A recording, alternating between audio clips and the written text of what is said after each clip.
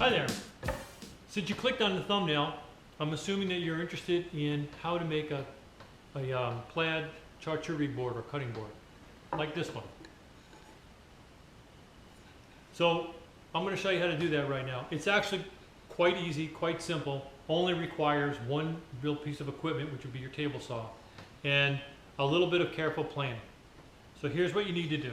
I'll give you a quick overview and then we'll go through each step and you can see how it gets built along the way. So the first thing you want to do is locate your material. So we've got three different types of wood here. We've got walnut, we've got some maple, and we've got some oak.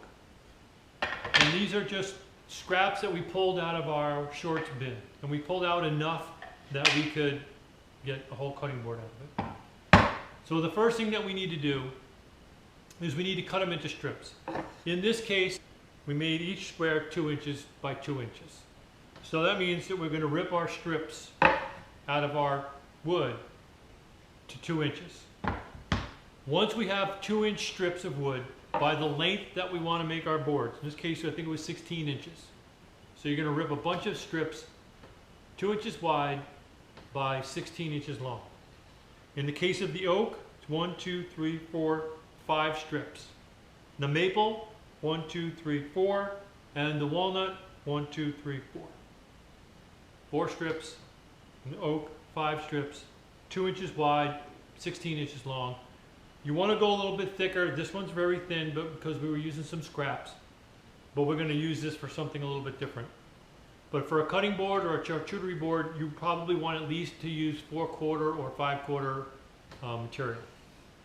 Okay. Once your strips are cut, next thing you're going to do is glue them together. So we're going to glue walnut and maple together.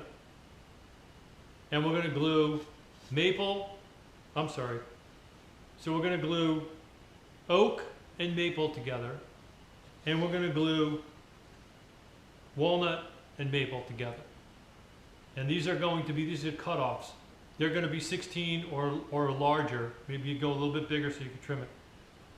So they're going to be 16 and change long, each strip 2 inches wide. Once we've done this and they come out of the clamps, the next step would be to take our strips and cut them into 2-inch strips this way. These are both the same, but you get the idea. We're going to be cutting this one and this one into 2-inch strips across all the boards. And then what we're going to wind up with is something that's going to resemble a checkerboard. In this case, one of these would be the oak and maple, and the other the walnut and maple. And so that's going to give us kind of a checkerboard looking board here. The next thing we want to do is take our checkerboard and we're going to slice it on the table saw. And what we're going to do is, the smartest thing to do, or the best thing to do, is to use your darkest wood, in this case the walnut. That's going to be our key. So we're going to cut across the middle of the walnut, straight across all 4 pieces. And then we're going to glue that back together with a strip of 1/8 inch thick accent material, in this case Purple Heart. We're going to put that in there like that. Then once that's dried up and trimmed, we're going to turn our board 90 degrees. Again, going through the walnut, we're going to slice right through the middle of that one, right through the middle of each of those rows. And we're going to install, in this case, cherry. And we're going to put that piece in there and glue that all back together again. That's our last gluing operation. Then it's just a matter of sanding that all flush. If you have a big drum sander, awesome.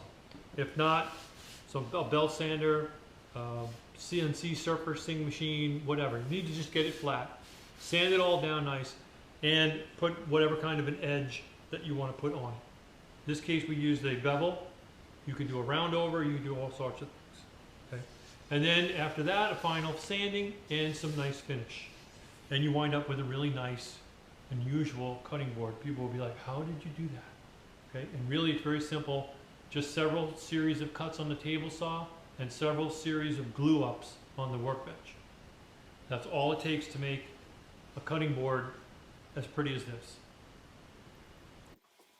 So here's the next step. We have all of our strips cut to 2 inches, and now I'm just gluing them all together. So once these strips are glued and the glue is dried, we unclamp them. We've got 2 boards now just with strips of wood alternating colors, and now they're ready to be brought over to the table saw and just trimmed up square, get a good square edge that we can use for reference when we're using the table saw. So the crosscut sled was the first thing that I used. I used that to trim up an edge. My crosscut sled's nice and accurate.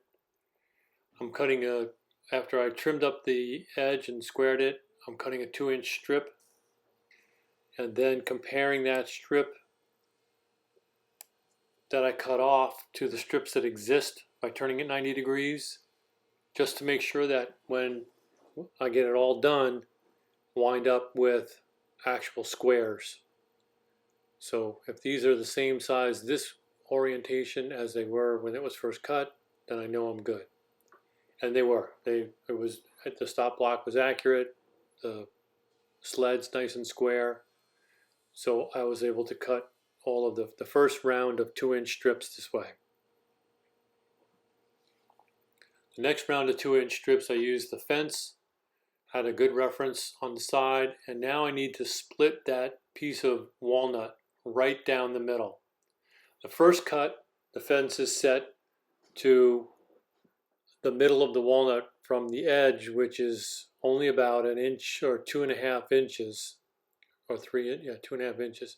This next cut, now I got to reset the fence because I now have a full row and a half a row. So here I'm going to find the center of the next row, make sure it's the center, and then the distance all the way to the edge is what I need to set my fence to in order to cut that next row of walnut right down the middle. Now this is set to the middle of the blade, not like you would normally set for a cut on a table saw. This is actually had to split the blade. I did it by eye, but can't be off very much that way. And then so now the rest of the cuts are fine. This cut and the next cut will cut those 2 strips of walnut right in half.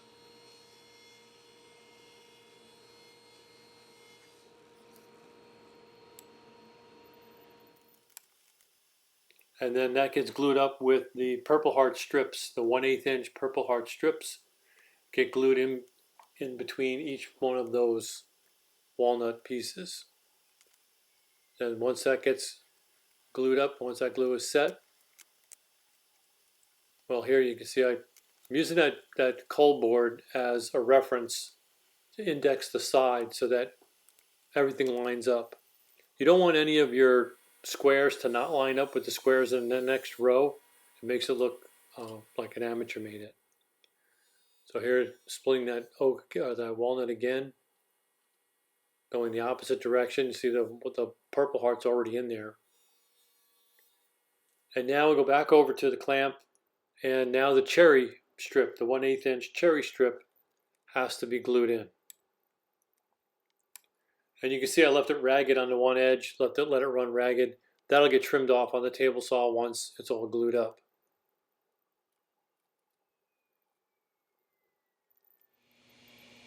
And here, table saw, we're going to trim off all that excess cherry.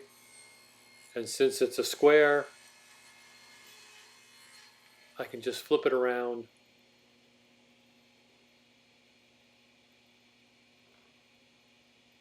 and trim the other side. So now it's ready for sanding. All of the glue and saw operations are done.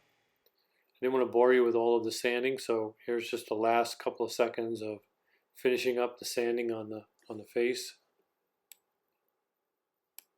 And the last thing we need to do is just go around the edges and some kind of route route those here. edges all along there. Round over Now or maybe we'll make do a it just round over, chamfer. maybe we'll do a bevel. I think in this And, case put a decided to coat of do a finish on it. bevel. So over to the router table, 45-degree chamfer bit in it with a bearing on top, and routed both sides of the top of the board. Once the routing is done, a little bit of fine sanding, and the board is now ready for finish. Okay, so I'm going to put a nice finish on here. It's got to be food safe, and for food safe finishes, whenever I have to do that, I like to use Odie's oil. No sponsor, no connection to them. I just happen to like their product. I always save little cutoffs like this. Leave them on a shelf by the chop saw. They come in real handy for mixing epoxy and little batches of stain or paint, or in this case finish. Odie's oil likes to be mixed a little bit. It thins it out a little. It gets kind of thick when it just sits. And so you stir it for a little bit, and then wipe it on and wipe it off. And a little tiny bit goes a long way. So I'm just going to clean off my stick. Get a little bit on the rag, and then just work it into the wood.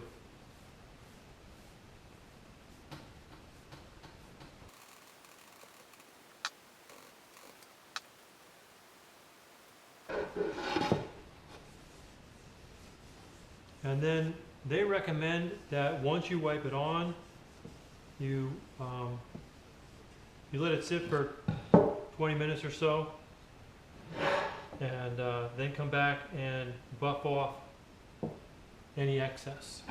It gives the wax and oils a chance to penetrate the wood, and then the residue that's left you buff off, and it leaves a real nice finish. And it's totally safe, food safe, smells good, all around a great finish. You can apply more coats if you want to build up a sheen. So what I'm going to do is just flip this guy over so I can do both sides.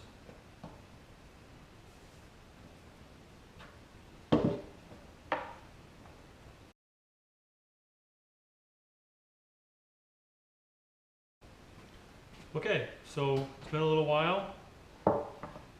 Let's take this charcuterie board or cutting board, buff any residue that's still on here off. So I can put the lid back on here.